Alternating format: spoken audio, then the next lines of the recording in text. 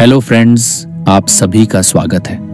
आज हम बात करने वाले हैं क्लैरिटी बाय स्टीवन सिसारी बुक के बारे में। आरव एक 32 साल का आम आदमी जो हमेशा से अपनी लाइफ में कुछ बड़ा करना चाहता था, पर हर बार किसी न किसी कंफ्यूजन में फंस जाता। सुबह की पहली चाय के साथ उसके दिमाग में बस एक ही सवाल घूमता था, आखिर मैं कर क्या रहा हूं अपनी जिंदगी में। उसकी जॉब ठीक ठाक थी, लेकिन वो सेटिस्फैक्शन वाली बात गायब थी। ऊपर से घर की रिस्पॉन्सिबिलिटीज, लोन्स और खुद को प्रूव करने का प्रेशर। उस दिन जब आरव अपनी पुरानी किताबें रीअरेंज कर रहा था, तो एक डस्टी कार्डबोर्ड बॉक्स में उसे एक किताब मिली, clarity, how to get it, how to keep it and how to use it to balance your life by Steven Sisari. उसने ये किताब कब खरीदी थी उसे खुद याद नहीं था। उसने कैजुअली पन्ने पलटने शुरू किए। पहले ही पेज पर बोल्ड लेटर्स में लिखा था, द इम्पोर्टेंस ऑफ क्लैरिटी। नीचे लिखा था, developing clarity in your life is crucial for making informed decisions and achieving your goals. ये लाइन पढ़ते ही आरव कुछ ठहर गया। शायद ये वही चीज थी जो उसकी लाइफ से मिसिंग थी। उसने चाय का कप उठाया और सोफा पर कंफर्टेबली बैठ गया। उसने किताब का पहला चैप्टर पढ़ना शुरू किया। पहले चैप्टर में बताया गया था कि क्लैरिटी मतलब सिर्फ चीजों को देखना या समझना नहीं है। यह समझना है कि आपकी प्रायोरिटीज क्या हैं। जो सच में मैटर करता है उसे पकड़ना और बाकी डिस्ट्रैक्शंस को हटाना। इसमें एक लाइन थी जिसने आरव को सोचने पर मजबूर कर दिया, a clear vision allows you to navigate challenges more effectively. Aarav ने खुद से सवाल किया, मेरी विजन क्या है? What do I truly want from my life? उसे जवाब नहीं पता था, और यही उसकी सबसे बड़ी प्रॉब्लम थी। उसने किताब में आगे पढ़ा कि क्लैरिटी न सिर्फ आपको सही डिसीजंस लेने में मदद करती है, बल्कि आपकी एनर्जी और टाइम को भी सही जगह इन्वेस्ट करवाती है। आरव को ऐसा लगा जैसे ये किताब उसके लिए ही लिखी गई है। किताब ने उसे एक छोटी सी एक्सरसाइज दी। उसने लिखा, write down the 5 most important things in your life. Aarav ने पेन उठाया और कुछ देर सोचने के बाद लिखा, 1 परिवार, 2 स्वास्थ्य, 3 करियर, 4 आर्थिक स्वतंत्रता, 5 शांति का मन। जब उसने लिखा तो उसे रियलाइज हुआ कि उसकी डेली लाइफ इन 5 प्रायोरिटीज से कंप्लीटली अलग डायरेक्शन में जा रही थी। उसकी फैमिली के लिए टाइम ही नहीं था। हेल्थ का तो पूछो मत, जिम की मेंबरशिप सिर्फ कार्ड तक लिमिटेड थी। करियर में ग्रोथ के बारे में सोचने का टाइम ही नहीं मिलता था। फाइनेंशियल फ्रीडम, बस EMI और बिल्स भरने की जद्दोजहद थी। और पीस ऑफ माइंड तो जैसे किसी लग्जरी आइटम की तरह था, जैसे सबके पास होता है, बस उसके पास नहीं। आरव कुछ नर्वस हुआ, लेकिन अंदर से उसे रिलीफ भी महसूस हुआ। उसे फाइनली ये समझ आ रहा था कि उसकी प्रॉब्लम्स का एक्चुअल रूट क्या है। उसने किताब में पढ़ा कि क्लैरिटी पाने के लिए पहला स्टेप है अपनी डिस्ट्रैक्शंस को आइडेंटिफाई करना। उसने सोचा, मेरी डिस्ट्रैक्शंस क्या हैं? और उसने नोट किया, सोशल मीडिया पर आवर्स वेस्ट करना, दूसरों से कंपैरिजन करना, छोटी छोटी बातों पर ओवरथिंकिंग। किताब ने सजेस्ट किया कि इन डिस्ट्रैक्शंस को हैंडल करने का सबसे अच्छा तरीका है पॉज एंड रिफ्लेक्ट। मतलब हर बार जब भी आप कंफ्यूज्ड फील करें तो बस एक पॉज लें और सोचें कि आप क्यों कर रहे हैं और इसके पीछे क्या पर्पस है। आरव ने डिसाइड किया कि वो अगले 7 दिन तक हर डिसीजन लेने से पहले पॉज करेगा और रिफ्लेक्ट करेगा। उसने किताब बंद की और अपने दिन की शुरुआत की। पहला चैलेंज उसे उसी दिन शाम को मिला। उसका कॉलेज का दोस्त आकाश उसे कॉल करके कहता है, चलो यार, वीकेंड पर गोवा चलते हैं। आरव पहले एक्साइटेड हुआ, लेकिन फिर उसे याद आया, पॉज एंड रिफ्लेक्ट। उसने खुद से पूछा, क्या ये ट्रिप मेरी प्रायोरिटीज में से किसी को फुलफिल कर रहा है? और उसे समझ आया कि फिलहाल उसका गोल फाइनेंशियल फ्रीडम है। गोवा ट्रिप सिर्फ उसकी सेविंग्स में डेंट डालेगा। उसने पोलाइटली मना कर दिया। आकाश ने कुछ मजाक उड़ाया, यार तू बोरिंग हो गया है। लेकिन आरव को सरप्राइजिंगली कोई फर्क नहीं पड़ा। उसने पहली बार अपने डिसीजन में क्लैरिटी महसूस की। अगले दिन ऑफिस में एक और इंटरेस्टिंग चीज हुई। उसका बॉस एक नया प्रोजेक्ट असाइन करना चाहता था, जिसमें ओवरटाइम लगना तय था। आरव पहले तो हाँ बोलने ही वाला था, लेकिन फिर उसने पॉज किया और रिफ्लेक्ट किया। उसने सोचा, अगर मैं ये प्रोजेक्ट लेता हूं तो मेरी हेल्थ और फैमिली टाइम का क्या होगा? उसने रिस्पेक्टफुली मना कर दिया। उसकी क्लैरिटी धीरे धीरे उसकी लाइफ के हर एस्पेक्ट में दिखने लगी। वो अब चीजों को सिर्फ सुपरफिशियली नहीं देखता था, वो उनके पीछे के वाई को समझने की कोशिश करता। आरव ने अब एक स्मॉल नोटबुक कैरी करना शुरू कर दिया था, जिसमें वो हर दिन के एंड पर 3 चीजें लिखता। 1, क्या आज मैंने अपनी प्रायोरिटीज को फोकस किया? दूसरी, कौन सी चीजें मुझे डिस्ट्रैक्ट कर रही थी? तीसरा, क्या मैंने क्लैरिटी के साथ डिसीजंस लिए?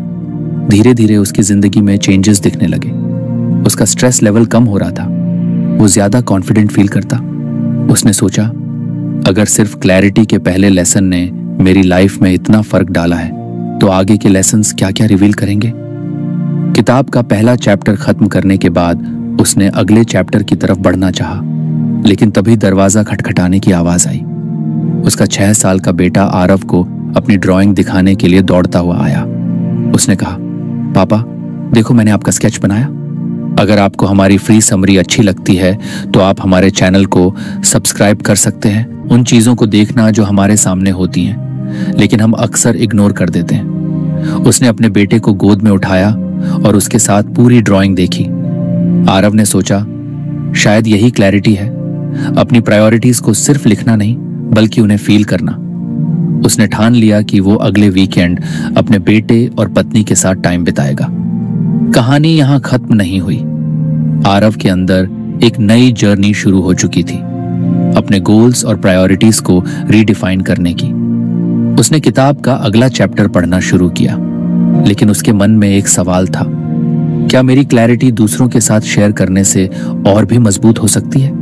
आरव ने जब किताब का अगला चैप्टर शुरू किया तो उसमें बोल्ड लेटर्स में लिखा था, लाइव विद इंटेंशनैलिटी। नीचे की लाइंस ने उसका ध्यान खींच लिया। जीवन के उद्देश्य के साथ रहना मतलब अपने विकल्पों के बारे में सक्रिय होना नहीं, प्रतिक्रियाशील होना। Clear intentions align your daily activities with your long term goals. उसने किताब को बंद किया और कुछ देर के लिए अपनी आंखें बंद कर लीं। उसे पिछले 1 हफ्ते में हुए बदलाव याद आए। क्लैरिटी के पहले लेसन ने उसे सिखाया था कि प्रायोरिटीज को पहचानना कितना जरूरी है, लेकिन अब सवाल यह था कि उन प्रायोरिटीज को अचीव कैसे किया जाए। यही सवाल उसके मन में था जब उसने चैप्टर पढ़ना शुरू किया। इस लेसन की शुरुआत एक छोटे से एनेक्डोट से हुई। एक आदमी जो हर दिन बिना सोचे समझे डिसीजंस लेता था, कभी किसी चीज में सफल नहीं हो पाता था। लेकिन जब उसने अपनी लाइफ को इंटेंशनैलिटी के साथ जीना शुरू किया, पर्पस के साथ हर डिसीजन थॉटफुली लिया, तो उसकी पूरी जिंदगी बदल गई। आरव ने खुद से सोचा, क्या मैं भी ऐसा कर सकता हूं? मैं अपनी लाइफ को रिएक्ट करने के बजाय इंटेंशनली लिव कर सकता हूं। किताब ने पहला स्टेप सजेस्ट किया, डिफाइन योर इंटेंशंस क्लियरली। मतलब अपने दिन की शुरुआत ये सोचकर करो कि आज का फोकस क्या होना चाहिए। आरव ने उस दिन सुबह सुबह अपनी नोटबुक में लिखा, 1, आज परिवार के साथ डिनर जरूर करूंगा। 2, अपने पेंडिंग फाइनेंशियल गोल्स को रिव्यू करूंगा। 3, सोशल मीडिया पर सिर्फ 15 मिनट बिताऊंगा। आरव ने महसूस किया कि जब उसने ये 3 सिंपल इंटेंशन सेट की तो उसे ऐसा लगा जैसे उसके पास एक रोड मैप है। वो अब रैंडमली चीजों को नहीं कर रहा था। उसका पहला टेस्ट सुबह ही हो गया। उसकी वाइफ नंदिनी ने कहा, आज रात डिनर पर जल्दी आना, कब से हमने साथ नहीं खाया है। आरव ने तुरंत कहा, पक्का। लेकिन ऑफिस में उसके बॉस ने अचानक एक अर्जेंट मीटिंग रख दी जो देर शाम तक खिंचने वाली थी। आरव के पास चॉइस थी, वो रिएक्ट कर सकता था, मीटिंग अटेंड कर ले और फैमिली डिनर स्किप कर दे, या फिर इंटेंशनली अपनी प्रायोरिटी को चूज कर सकता था।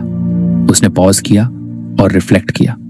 उसे याद आया कि उसने सुबह इंटेंशन सेट किया था कि डिनर फैमिली के साथ करना है।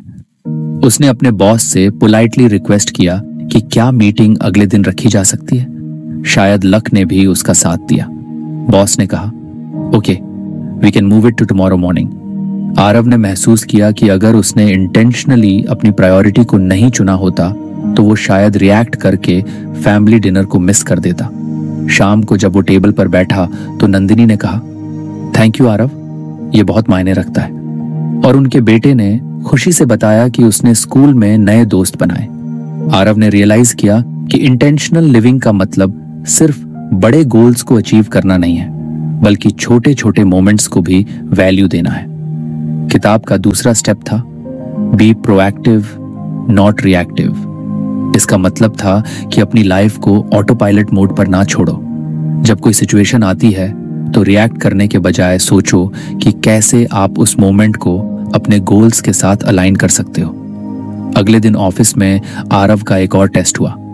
उसके कोलीग समीर ने सडनली छुट्टी ले ली और उसका वर्कलोड आरव के ऊपर आ गया। पहले आरव इरिटेट हो जाता, कंप्लेन करता, लेकिन इस बार उसने इंटेंशनली सोचा, क्या यह सिचुएशन मेरे करियर गोल्स के साथ अलाइन होती है? आरव ने रियलाइज किया कि ये एक मौका है खुद को प्रूव करने का।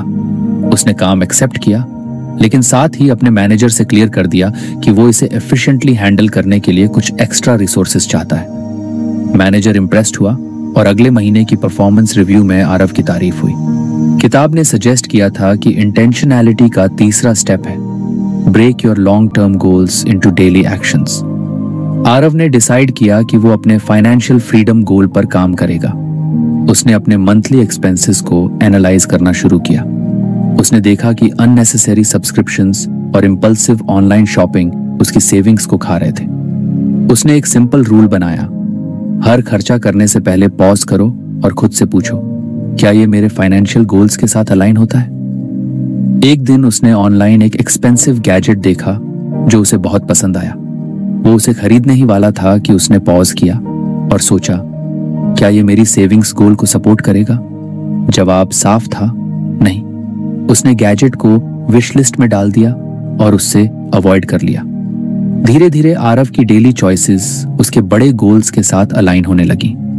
उसने महसूस किया कि इंटेंशनल लिविंग का मतलब सिर्फ रिएक्टिव बिहेवियर को छोड़ना नहीं है, बल्कि अपने हर डिसीजन में पर्पस ढूंढना है। फिर एक वीकेंड की बात है। नंदिनी ने कहा, चलो कहीं घूमने चलते हैं, काफी दिन हो गए आउटिंग पर गए हुए। आरव ने पहले इंस्टिंक्टिवली सोचा कि ये अननेसेसरी एक्सपेंस होगा, लेकिन फिर उसने पॉज किया और खुद से पूछा, क्या ये मेरी फैमिली की हैप्पीनेस और बॉन्डिंग के लिए इंपॉर्टेंट है? जवाब था हाँ। उसने तुरंत प्लान बना लिया और पूरा वीकेंड उन्होंने नियर बाय हिल स्टेशन पर स्पेंड किया। आरव ने किताब के अगले सेक्शन में पढ़ा कि इंटेंशनल लिविंग में एक और इम्पॉर्टेंट एलिमेंट है, लर्न टू से नो।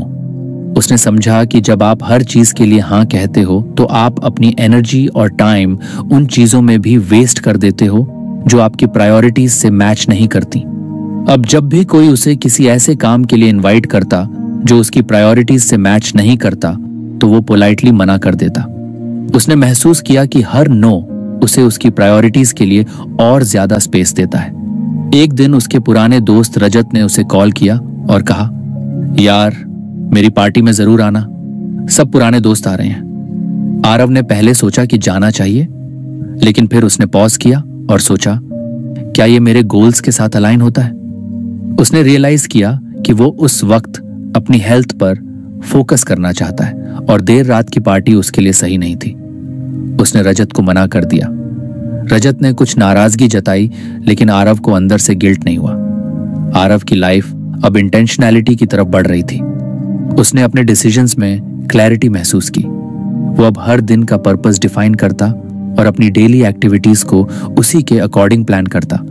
लेकिन एक दिन उसने किताब में पढ़ा, intentional living doesn't mean being rigid, it means being flexible with purpose. उसने सोचा, मैं क्या कभी ऐसा कर पाऊंगा, रिजिड ना होकर भी पर्पसफुल रहूं? अगले दिन ऑफिस में एक नई सिचुएशन ने उसे इस पर सोचने का मौका दिया। उसका मैनेजर अचानक आया और कहा, we need to change the project timeline, can you adjust? पहले आरव इरिटेट होता, लेकिन अब उसने पॉज किया और सोचा, क्या यह फ्लेक्सिबिलिटी मेरे करियर गोल्स के लिए जरूरी है?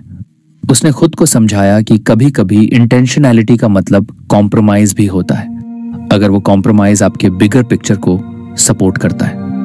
आरव ने किताब के इस लेसन से एक और बड़ी बात सीखी, इंटेंशनैलिटी कोई वन टाइम प्रोसेस नहीं है। ये हर दिन, हर मोमेंट, हर डिसीजन में प्रैक्टिस करनी पड़ती है। उसने अपने नोटबुक के लास्ट पेज पर एक चीज लिखी, live each day with purpose so that when you look back you don't regret how you spent your time. Aarav अब क्यूरियस था कि किताब के अगले लेसन में उसे क्या सिखाया जाएगा। उसने किताब को क्लोज किया और अपने अगले डे के लिए इंटेंशन सेट करने लगा। अगली सुबह आरव ने किताब का अगला चैप्टर खोला। इसमें बोल्ड लेटर्स में लिखा था बैलेंस इज की।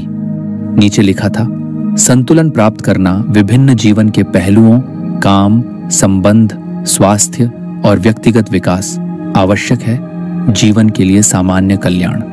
आरव ने चैप्टर पढ़ना शुरू किया, लेकिन उसकी आंखें बार बार इस एक लाइन पर रुक रही थीं। जब एक क्षेत्र आपकी जिंदगी को बार बार परेशान करता है तो असंतुलन तनाव और असंतुष्टि का कारण बनता है। उसने पॉज किया और अपनी लाइफ पर नजर डाली। उसने सोचा, क्या मैं अपनी लाइफ में बैलेंस मेंटेन कर पा रहा हूं? जवाब उसके सामने साफ था, नहीं। ऑफिस की डेडलाइंस इतनी हैवी थीं कि वो कई बार फैमिली टाइम मिस कर देता। हेल्थ तो जैसे उसकी प्रायोरिटी लिस्ट से गायब हो चुकी थी। पर्सनल ग्रोथ, बस संडे को कोई रैंडम यूट्यूब वीडियो देख लेना। रिलेशनशिप्स, हफ्तों बीत जाते थे दोस्तों या रिलेटिव्स से बात किए बिना। किताब ने एक छोटी सी कहानी बताई थी। एक आदमी जो अपने करियर में इतना खो गया कि उसने अपनी हेल्थ और रिलेशनशिप्स को कंप्लीटली इग्नोर कर दिया। उसने बहुत पैसा कमाया, प्रमोशंस पाए, लेकिन जब उसे पीछे मुड़कर देखने का मौका मिला तो उसके पास खुशी के बजाय रिग्रेट्स थे। ये पढ़ते ही आरव का दिल कुछ भारी हो गया। उसने सोचा, क्या मैं भी कहीं ऐसा ही तो नहीं कर रहा? उसने डिसाइड किया कि वो इस इम्बैलेंस को ठीक करेगा। उसने चैप्टर में दिए गए स्ट्रैटेजीज पर ध्यान देना शुरू किया। पहला स्टेप था identify the pillars of your life and assess their current state. किताब ने बताया कि लाइफ के 4 मेन पिलर्स हैं, वर्क, रिलेशनशिप्स, हेल्थ और पर्सनल ग्रोथ। आरव ने अपनी नोटबुक निकाली और चारों पिलर्स के लिए एक एक पेज बनाया। उसने लिखा, 1, वर्क, बहुत ज्यादा टाइम और एनर्जी ले रहा है। सेटिस्फैक्शन ठीक ठाक है, लेकिन स्ट्रेस बहुत ज्यादा है। 2, रिलेशनशिप्स, फैमिली टाइम कम हो रहा है। दोस्तों और रिलेटिव्स से कनेक्शन ऑलमोस्ट खत्म हो गया है। 3, हेल्थ, निग्लेक्टेड, जिम की मेंबरशिप सिर्फ कार्ड तक सीमित है। डाइट कंप्लीटली अनहेल्थी है।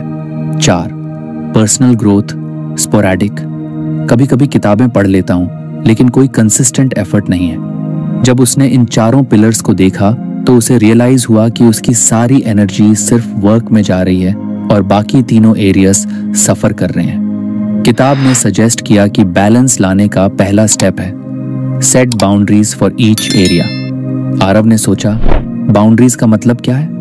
किताब ने समझाया कि बाउंड्रीज का मतलब है हर एस्पेक्ट के लिए डेडिकेटेड टाइम और स्पेस रखना। उसने डिसाइड किया कि वो हर दिन शाम 7 बजे के बाद ऑफिस का काम नहीं करेगा। हर वीकेंड फैमिली के साथ आउटिंग या कोई एक्टिविटी करेगा। रोज सुबह 30 मिनट एक्सरसाइज के लिए रखेगा। हर हफ्ते एक नई स्किल या किताब पर काम करेगा। आरव को पहले ये सब अनरियलिस्टिक लगा, तो इम्बैलेंस बना ही रहेगा। अगले दिन उसने अपनी बाउंड्रीज इंप्लीमेंट करनी शुरू की। पहला चैलेंज ऑफिस में आया।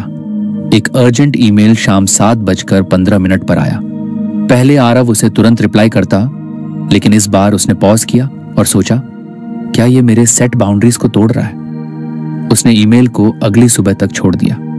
शुरुआत में कुछ गिल्ट महसूस हुआ, लेकिन जब उसने देखा कि सुबह भी ईमेल हैंडल किया जा सकता था तो उसे समझ आया कि हर अर्जेंट चीज पर रिएक्ट करना जरूरी नहीं होता। दूसरा स्टेप था learn to prioritise without guilt. किताब ने बताया कि बैलेंस का मतलब ये नहीं है कि हर चीज को बराबर समय दिया जाए। इसका मतलब है कि हर चीज को उतना समय दिया जाए जितना वो डिजर्व करती है। आरव ने यह स्ट्रैटेजी रिलेशनशिप्स पर अप्लाई की। उसकी वाइफ नंदिनी अक्सर कंप्लेन करती थी कि वो फैमिली के लिए टाइम नहीं निकालता। इस बार उसने इंटेंशनली संडे को पूरा दिन फैमिली के लिए रखा। उन्होंने एक फन पिकनिक प्लान की। जब आरव पिकनिक पर था तो एक दोस्त का कॉल आया जो उसे कैजुअली बाहर मिलने बुला रहा था। पहले आरव हाँ कह देता, लेकिन इस बार उसने मना कर दिया। उसने गिल्ट फील नहीं किया क्योंकि उसने रियलाइज किया कि उसकी करंट प्रायोरिटी उसकी फैमिली है। किताब का तीसरा स्टेप था take care of yourself first. इसमें लिखा था, आप एक खाली कप से नहीं भर सकते। मतलब अगर आप खुद की हेल्थ और वेल बीइंग का ध्यान नहीं रखोगे तो बाकी एस्पेक्ट्स पर भी इम्पैक्ट पड़ेगा। आरव को यह पढ़कर अपना नेग्लेक्टेड हेल्थ रूटीन याद आया। उसने डिसाइड किया कि वो अपनी हेल्थ को फिक्स करेगा। उसने जिम मेंबरशिप रिन्यू की और डेली मॉर्निंग वॉक शुरू किया। पहले दिन जब वो वॉक पर गया तो उसे लगा कि ये टाइम वेस्ट है, लेकिन तीसरे दिन उसे रियलाइज हुआ कि सुबह का 30 मिनट का ये समय उसे मेंटली फ्रेश और फिजिकली एक्टिव महसूस करा रहा था। उसने अपनी डाइट पर भी ध्यान देना शुरू किया। धीरे धीरे उसने महसूस किया कि जब उसकी हेल्थ इंप्रूव हो रही थी तो उसका वर्क परफॉर्मेंस और मूड भी बेटर हो रहा था। वो घर पर भी ज्यादा एनर्जेटिक और हैप्पी रहता। किताब का चौथा स्टेप था रेगुलरली इवैल्यूएट एंड एडजस्ट। इसमें लिखा था कि बैलेंस कोई एक बार की प्रक्रिया नहीं है। लाइफ हमेशा बदल रही है और आपको अपने अप्रोच को समय के साथ एडजस्ट करना होगा। 1 महीने बाद आरव ने अपनी नोटबुक निकाली और चारों स्तंभों को दोबारा मूल्यांकन किया। उसने देखा 1. काम, सीमाएं बनाए रखने के बाद तनाव कम हुआ है, उत्पादकता बढ़ी है। 2. रिलेशनशिप्स, फैमिली और फ्रेंड्स के साथ कनेक्शन बेटर हुआ है। 3. हेल्थ, वेट कुछ कम हुआ है, एनर्जी लेवल्स बेहतर हैं। 4. पर्सनल ग्रोथ, उसने 2 नई किताबें पढ़ी हैं और 1 ऑनलाइन कोर्स शुरू किया है। हालांकि उसने प्रगति महसूस की, लेकिन उसे यह भी रियलाइज हुआ कि कुछ वीकेंड्स पर वो फैमिली को टाइम नहीं दे पाया क्योंकि ऑफिस वर्क स्पिल ओवर हो गया था। उसने डिसाइड किया कि वो अगले महीने इस पर और ज्यादा फोकस करेगा। आरव की जिंदगी अब धीरे धीरे बैलेंस्ड होती जा रही थी। उसने किताब के इस लेसन से सीखा कि बैलेंस कोई फाइनल डेस्टिनेशन नहीं है, ये एक ऑनगोइंग प्रोसेस है जिसे रोज प्रैक्टिस करना होता है। उसने खुद से वादा किया कि वो हर महीने अपनी लाइफ का बैलेंस इवैल्यूएट करेगा। उसने किताब को बंद किया और सोचा अगले चैप्टर में कौन सा नया लेसन मिलेगा। आरव ने अगली सुबह अपनी किताब खोली और नए चैप्टर का टाइटल पढ़ा, जंक से छुटकारा पाएं। इस लेसन की पहली ही लाइन ने उसे सोचने पर मजबूर कर दिया। To gain clarity and achieve your goals you must eliminate the junk that holds you back, be it physical, mental और इमोशनल क्लटर। आरव ने खुद से पूछा, मेरी लाइफ में ऐसा क्या जंक है जो मुझे रोक रहा है? उसे पहले तो कुछ समझ नहीं आया, लेकिन जैसे जैसे उसने चैप्टर पढ़ा उसकी आंखें खुलने लगी। किताब में एक छोटा सा एक्सरसाइज बताया गया था। एक पीस ऑफ पेपर लो और उसमें 3 कॉलम्स बनाओ। 1. शारीरिक गंदगी 2, मानसिक गंदगी 3, भावनात्मक गंदगी। आरव ने नोटबुक निकाली और लिखना शुरू किया। शारीरिक गंदगी, पुराने कपड़े जो सालों से अलमारी में रखे हैं, वो गैजेट्स जो खराब हैं लेकिन फेंकने का कभी सोचा नहीं, डेस्क पर पड़ी फाइलें और रैंडम नोट्स जिनका अब कोई काम नहीं। मेंटल क्लटर, ऑफिस के छोटे छोटे पेंडिंग टास्क्स का स्ट्रेस, वो कभी ना खत्म होने वाली to do list, social media का ओवरयूज। इमोशनल क्लटर, उन लोगों से एक्सपेक्टेशंस जो कभी पूरी नहीं होंगी, पुराने आर्ग्यूमेंट्स और ग्रजेस जो अभी तक मन में हैं, खुद की गलतियों के लिए गिल्ट। जब उसने ये सब लिखा तो उसे अपनी लाइफ की कैओस समझ में आई। किताब में लिखा था कि क्लैरिटी पाने के लिए सबसे पहले आपको इस जंक से छुटकारा पाना होगा। आरव ने डिसाइड किया कि वो सबसे पहले फिजिकल क्लटर पर काम करेगा। किताब में लिखा था, your physical environment reflects your mental state. उसने अपनी अलमारी खोली और देखा कि उसमें कई ऐसे कपड़े थे जो उसने सालों से नहीं पहने थे। उसने खुद से पूछा, क्या मैं इन्हें दोबारा पहनने वाला हूं? जवाब साफ था, नहीं। उसने तुरंत 3 पाइल्स बनाई। 1. कीप, वो कपड़े जो अभी भी यूजेबल थे। 2. डोनेट, वो जो किसी और के काम आ सकते थे। 3. थ्रो, वो जो पूरी तरह खराब हो चुके थे। ये प्रोसेस सरप्राइजिंग था। उसने सबको क्लियर किया और सिर्फ वो चीजें रखीं जो एक्चुअली यूजफुल थीं। डेस्क साफ होते ही उसे महसूस हुआ कि उसका माइंड भी कुछ ऑर्गेनाइज्ड लग रहा है। अगले दिन उसने मेंटल क्लटर पर काम करने का फैसला किया। उसने किताब में पढ़ा कि मेंटल क्लटर अक्सर अनऑर्गेनाइज्ड टास्क्स और डिस्ट्रैक्शंस की वजह से होता है। इसका सबसे बड़ा कल्प्रिट था उसकी endless to do list. Aarav ने अपनी टू डू लिस्ट पर ध्यान दिया। उसमें छोटे छोटे ऐसे टास्क्स थे जो वो कभी कंप्लीट नहीं करता, लेकिन फिर भी लिस्ट में बने रहते थे। उसने डिसाइड किया कि या तो वो उन टास्क्स को कंप्लीट करेगा या परमानेंटली रिमूव। उसने लिस्ट के हर आइटम को देखा और खुद से पूछा, क्या ये वास्तव में इंपॉर्टेंट है? जो चीज जरूरी नहीं थी उसे उसने क्रॉस कर दिया। उसने प्रायोरिटाइज करना शुरू किया और हर दिन सिर्फ 3 इंपॉर्टेंट टास्क्स पर फोकस करने का रूल बनाया। मेंटल क्लटर का दूसरा बड़ा सोर्स था सोशल मीडिया। आरव ने रियलाइज किया कि वो दिन में कई घंटे बस स्क्रोलिंग में बर्बाद कर देता है। किताब ने सजेस्ट किया था कि आप अपने फोन यूजेस को मॉनिटर करो और अनावश्यक डिस्ट्रैक्शंस को रिड्यूस करो। आरव ने अपने फोन से सोशल मीडिया एप्स के नोटिफिकेशंस ऑफ कर दिए। उसने एक रूल बनाया कि वो सिर्फ दिन में 2 बार सोशल मीडिया चेक करेगा। पहले कुछ दिन मुश्किल थे, बार बार उसका मन करता कि वो फोन उठाए और एप्स खोलकर देखे, लेकिन धीरे धीरे उसने महसूस किया कि सोशल मीडिया से दूरी बनाने पर उसके पास ज्यादा टाइम और मेंटल पीस थी। अब बारी थी इमोशनल क्लटर की। ये सबसे चैलेंजिंग पार्ट था। किताब में लिखा था, इमोशनल क्लटर वो बैगेज है जो आपको आगे बढ़ने से रोकता है। आरव ने खुद से पूछा, मेरे लाइफ में कौन से अनरिजॉल्व्ड इमोशंस हैं? उसे कुछ चीजें याद आईं। उसके चाइल्डहुड फ्रेंड रजत से हुई एक लड़ाई, जिसके बाद से उन्होंने बात नहीं की। अपने एक पुराने कॉलीग के साथ हुई मिसअंडरस्टैंडिंग, खुद के पास्ट फेलियर्स के लिए गिल्ट। किताब ने कहा था कि इमोशनल क्लटर से छुटकारा पाने के लिए आपको या तो उन्हें रिजॉल्व करना होगा या लेट गो करना होगा। आरव ने सबसे पहले रजत को कॉल किया। पहले तो ऑकवर्ड लगा, लेकिन उसने सोचा, अगर मैं पहल नहीं करूंगा तो ये बैगेज हमेशा मेरे साथ रहेगा। उसने रजत से बात की और अपनी फीलिंग्स एक्सप्रेस की। सरप्राइजिंगली रजत ने भी यही कहा कि वो भी रेकंसिलिएशन चाहता था। उसने अपने कॉलीग को एक ईमेल लिखा जिसमें उसने अपनी तरफ से मिसअंडरस्टैंडिंग के लिए माफी मांगी। जवाब में उसने भी माफी मांगी। आरव को ऐसा लगा जैसे उसके दिल से कोई बोझ हट गया हो। गिल्ट को हैंडल करना सबसे कठिन था। उसने अपनी गलतियों के लिए खुद को माफ करने का डिसीजन लिया। उसने लिखा, गलतियां इंसान को बेटर बनाती हैं, मैं इन्हें अपने ऊपर वेट बनने नहीं दूंगा। आरव ने धीरे धीरे अपने लाइफ के हर एस्पेक्ट में जंक को एलिमिनेट करना शुरू कर दिया। उसने महसूस किया कि जब डिस्ट्रैक्शंस और नेगेटिविटी कम होती है तो क्लैरिटी नेचुरली बढ़ती है। इस पूरे प्रोसेस के बाद उसने अपनी नोटबुक में लिखा, फिजिकल क्लटर हटाने के बाद मेरा स्पेस और माइंड दोनों ऑर्गेनाइज्ड है। मेंटल क्लटर रिड्यूस करने के बाद मुझे फोकस करने में आसानी हो रही है। इमोशनल क्लटर क्लियर करने से मेरे रिलेशनशिप्स और इनर पीस इंप्रूव हुए हैं। उसने किताब को बंद किया और सोचा, क्या अगला चैप्टर मुझे इससे भी ज्यादा पावरफुल लेसन देगा? अगले दिन सुबह की चाय के साथ आरव ने किताब का नया चैप्टर खोला। टाइटल पढ़ते ही उसे एक अलग सी एक्साइटमेंट महसूस हुई, द पावर ऑफ एक्सपोजर। शुरुआत की लाइनें थीं, ग्रोथ और क्लैरिटी आती है जब आप अपने कंफर्ट जोन से बाहर निकलते हैं और खुद को नए विचारों, लोगों और अनुभवों के सामने लाते हैं। आरव को यह पढ़कर लगा कि उसकी लाइफ में शायद यही सबसे ज्यादा मिसिंग था।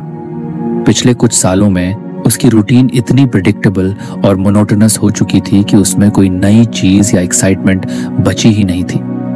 किताब ने बताया कि एक्सपोजर सिर्फ ट्रैवल तक सीमित नहीं है, ये हर उस चीज से जुड़ा है जो आपकी सोच और पर्सपेक्टिव को ब्रॉडन करे। चाहे वो कोई नई किताब हो, किसी अनजान इंसान से बातचीत हो या फिर कोई स्किल सीखने का प्रयास। आरव ने चैप्टर पढ़ते हुए खुद से सवाल किया, मैंने आखिरी बार अपनी कंफर्ट जोन के बाहर कदम कब रखा था? जवाब के तौर पर कुछ खास याद नहीं आया। उसने तय किया कि इस बार वो किताब के लेसन को पूरी तरह से अपनी लाइफ में अप्लाई करेगा। किताब ने एक सिंपल सा एक्सरसाइज सजेस्ट किया, list down 5 new things you've always wanted to try but never did because of fear, laziness और lack of time। आरव ने अपनी नोटबुक निकाली और सोचना शुरू किया। उसने लिखा, 1 किसी न्यू स्किल को सीखना, जैसे गिटार बजाना।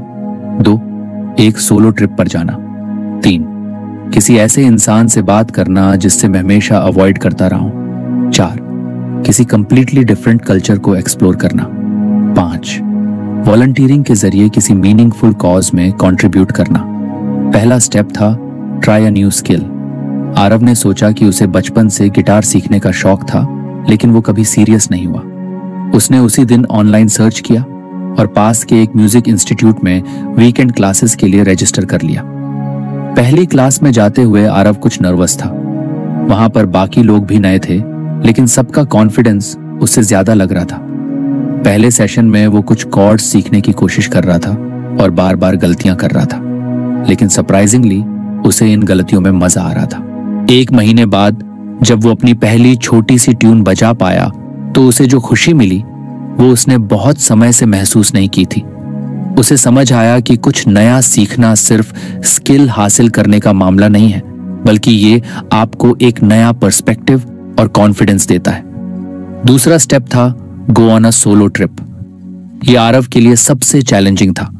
वो हमेशा ग्रुप ट्रिप्स या फैमिली वेकेशंस का हिस्सा रहा था, लेकिन इस बार उसने एक अलग जगह चुनने का फैसला किया। उसने हिमाचल के एक छोटे से गांव की तरफ रुख किया। ट्रिप के दौरान सबसे बड़ा डर था, क्या मैं अकेला बोर हो जाऊंगा? लेकिन जैसे ही उसने वहां की शांत वादियों में टाइम बिताना शुरू किया, उसने रियलाइज किया कि अकेलापन डरावना नहीं है। उसने वहां नए लोगों से बातें की, एक लोकल टी सेलर, एक आर्टिस्ट जो पहाड़ों में अपने आर्ट के लिए इंस्पिरेशन ढूंढ रहा था, और एक सोलो ट्रैवलर जो अपनी लाइफ की कहानियां शेयर कर रहा था। इन इंटरैक्शंस ने आरव को एक्सपोज किया कि हर इंसान की लाइफ कितनी यूनिक होती है और कैसे दूसरों की कहानियों से हम खुद के लिए इंस्पिरेशन ले सकते हैं। तीसरा स्टेप था talk to someone you avoided. Aarav ने सोचा कि उसकी ऑफिस की एक कॉलीग थी, निहारिका, जिससे उसकी कभी जमती नहीं थी। वो दोनों हमेशा फॉर्मल बातें करते और आरव उसे कुछ रूड और ईगोइस्टिक समझता था।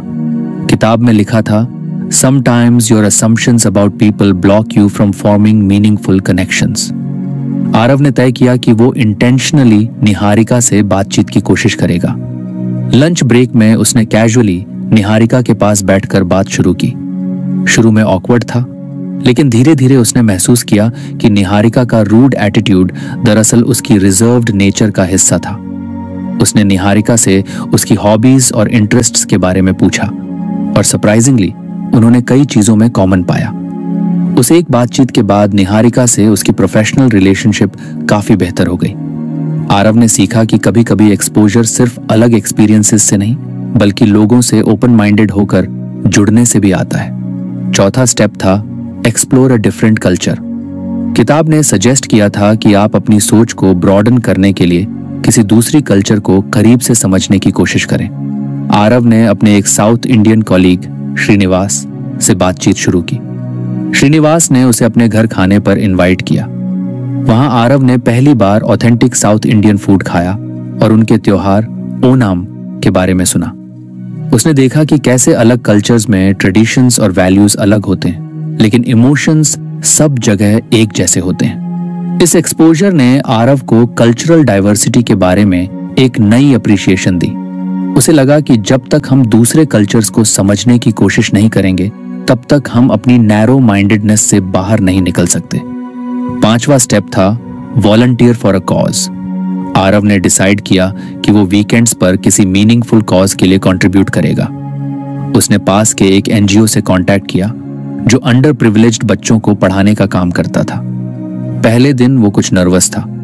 उसे लगा कि वो बच्चों को कुछ सिखा नहीं पाएगा, लेकिन जब उसने बच्चों के साथ बातचीत शुरू की तो उसने महसूस किया कि वो भी उनसे बहुत कुछ सीख सकता है। एक बच्चे ने उसे पूछा, भैया आपने कभी बड़ा सपना देखा है? इस सवाल ने आरव को अंदर तक झकझोर दिया। उसने रियलाइज किया कि सपनों की बात सिर्फ बड़े सिटीज या प्रिविलेज्ड लोगों तक सीमित नहीं है। इन बच्चों के छोटे छोटे सपने भी उतने ही बड़े और खूबसूरत थे। इस एक्सपीरियंस ने आरव को ग्रेटिट्यूड और ह्यूमिलिटी सिखाई। उसे समझ आया कि ग्रोथ सिर्फ प्रोफेशनल अचीवमेंट्स तक सीमित नहीं है। जैसे जैसे वो इन स्टेप्स को इम्प्लीमेंट कर रहा था, उसने अपनी लाइफ में सटल लेकिन पावरफुल चेंजेस महसूस किए। उसे महसूस हुआ कि नए आइडियाज, एक्सपीरियंसेस और लोगों से जुड़ने से उसकी सोच और क्लैरिटी में कितना फर्क आया। किताब में आखिरी एडवाइस थी, never stop exposing yourself to the unknown. Every new experience adds a layer to your understanding of the world. Aarav ने खुद से वादा किया कि वो हर महीने एक नई चीज ट्राई करेगा। तो फ्रेंड्स, ये थी हमारी आज की बुक समरी। आपको कैसी लगी कमेंट करके जरूर बताएं।